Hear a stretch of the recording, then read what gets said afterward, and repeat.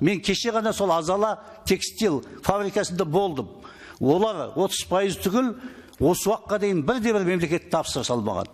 Ең авангард жаңағы фабрика банкрот болып құлайды деп тұр. Сонда сіздердің жаңа өнеркәсіп саясаттарыңыз неге бастайды? Қайда бара жатыр? Ал енді ол кез келген ол Азалаған емес, біздің ұсынып отырғанымыз.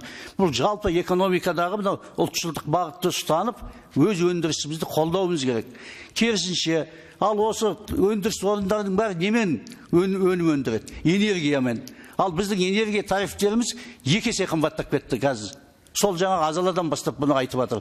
Ақжолға жүздеген адамнан, кәсіпкерлерден арыз түсті. 2 есе қымбаттап кеткен. Біз не деп жауап береміз? Энергетика министрі Сәтқалиев ол төмендемейді деді, тариф өсе береді деді. Сонда біз қалай ол өнім өндіреді? Сонымен қатар соңғы мынау нәрсе, мынау жеңіл өнеркәсіптің негізгі шикізаты не? Ол мақта.